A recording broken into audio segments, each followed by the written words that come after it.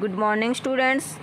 Class 12th subject accountancy chapter first topic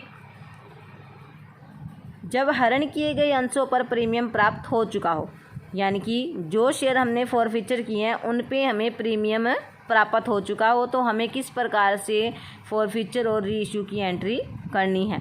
तो अगर हमें प्रीमियम प्राप्त हो चुका है तो हमें सिक्योरिटी प्रीमियम को डेबिट नहीं करना है, ठीक है, क्योंकि हमें अलॉटमेंट का पैसा प्राप्त हो गया, इसका मतलब हमें प्रीमियम भी प्राप्त हो चुका है। तो सिक्योरिटी प्रीमियम को हमें फॉरफीचर करते टाइम डेबिट नहीं करना है। सम करते हैं हम इससे related. Kamal limited was formed for the purpose of purchasing Rajesh limited and was registered with a nominal capital of ₹2 lakh divided into 2000 equity shares of ₹100 each. 2 lakh की कैपिटल है, कितने शेयर्स में बंटी हुई है? 2000 इक्विटी शेयर्स में, और पर शेयर कितने का है? 100 का।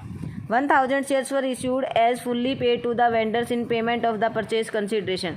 1000 शेयर्स जो है हमने वेंडर्स को दे दिए जिनसे हमने कोई एसेट्स वगैरह खरीदी थी, उन्हें हमने क्या दे दिए?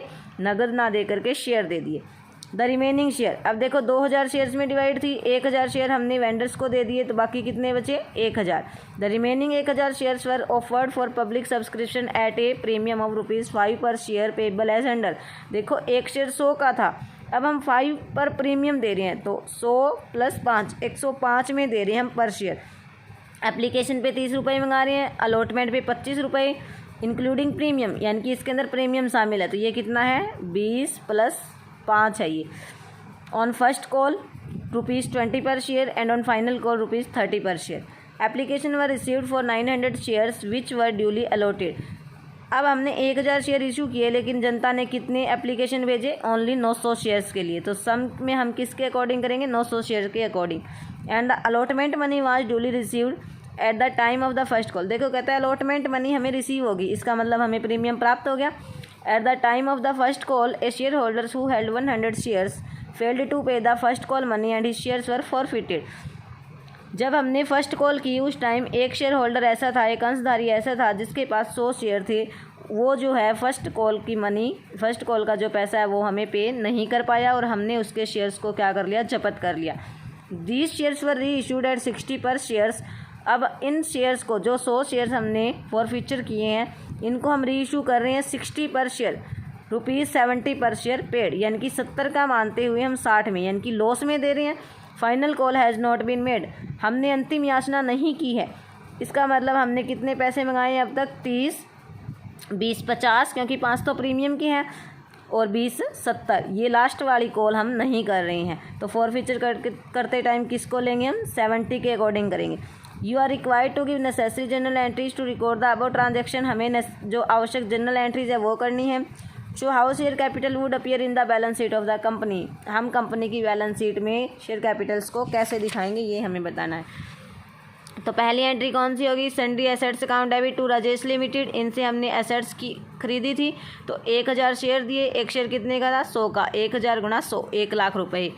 Rajesh limited to equity share capital में ट्रांसफ़र कर देंगे कि इतनी जो शेयर कैपिटल है हमने इनको इशू कर दी है।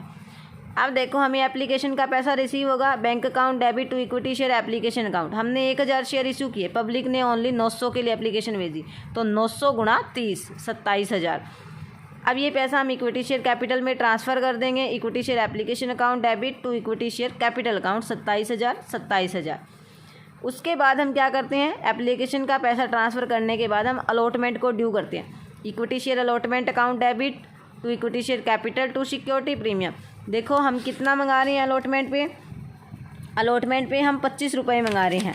25 में से 20 किसके हैं? शेयर कैपिटल के। 5 किसके? सिक्योरिटी प्रीमियम की। तो equity share allotment account debit 900 × 25 22,500। Equity share capital account 900 × 20 और to security premium reserve account 900 × 5, ठीक है। अब देखो ये पैसा हमें रिसीव होगा।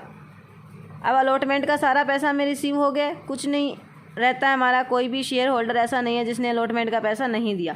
तो bank account debit to equity share allotment account, ये इतने पैसे हमने ड्यू किए थे, सारे के सारे में क्या हो गए? रिसीव हो गए। अब हमें फर्स्ट कॉल ड्यू करनी है to equity share first call account debit to equity share capital account.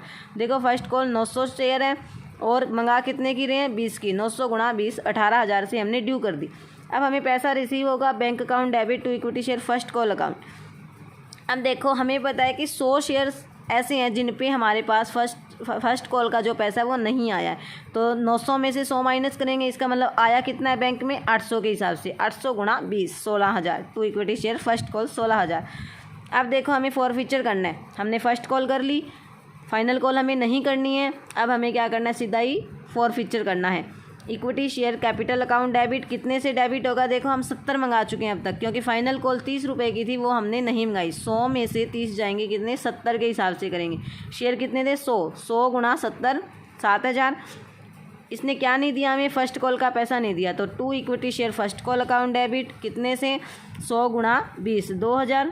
To share forfeiture, इसका मतलब इसने हमें दिए कितने, अलॉटमेंट के पैसे दिए और एप्लीकेशन के पैसे दिए, तो कितने बनते हैं हमारे, 30 हमने एप्लीकेशन पे मंगाए थे, 20 हमने अलॉटमेंट पे मंगाए, क्योंकि प्रीमियम तो अब मिल चुका है, इसके लिए उसको इग्नोर करता है। 30 और 20 50, 100 गुणा 50 5,000। और अगर हम माइनस करके भी देखें तो 7,000 में से अगर 2,000 घटाएंगे तो 5,000 रुपये जो हमें दे चुका है वो हमने क्या कर लिया, फॉरफीचर।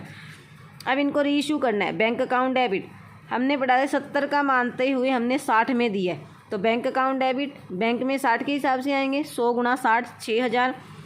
अब 70 का था हमने 60 में दिया, तो हमें लॉस होगा, लॉस कहाँ से कवर करेंगे, फॉरफीचर से, क्योंकि फॉरफीचर किए हुए शेयर्स को ही हम री इशू कर रहे हैं। तो शेयर फॉरफीचर अकाउंट डेबिट 100 गुणा 10 1,000। To equity share capital account 100 गुणा 70 7,000। अब देखो शेयर फॉरफीचर में अगर कोई बैलेंस पड़ा है तो हमें कहाँ ट्रांसफ़र करना है, कैपिटल रिजर्व में। शेयर फॉरफीचर अकाउंट डेबिट देखो कितने का था हमारे पास, 5,000 का था, 1,000 हमने यहाँ डेबिट कर दिया, बचा कितना 4,000। To share forfeiture account debit 4,000, to capital reserve में हमने इसको ट्रांसफ़र कर दिया 4,000 से। अब देखो बैलेंस शीट में कैसे दिखाएंगे हम, शेयर कैपिटल 1,63,000 की दिखाएंगे। 1,63,000 कैसे निकालेंगे, देखो ऑथराइज्ड कैपिटल थी हमारी 2 लाख की, इशूड हमने की 2,000 इक्विटी शेयर्स ऑफ 100 इशूड कर दिए सारे, लेकिन अब पब्लिक ने कितने सब्सक्राइब किए, 1,000 शेयर थे अदर देन कैश वाले, वो तो फुल्ली होंगे 1 लाख से।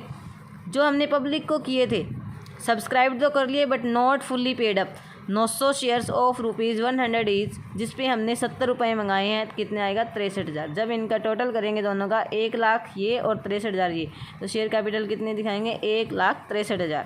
थैंक्स।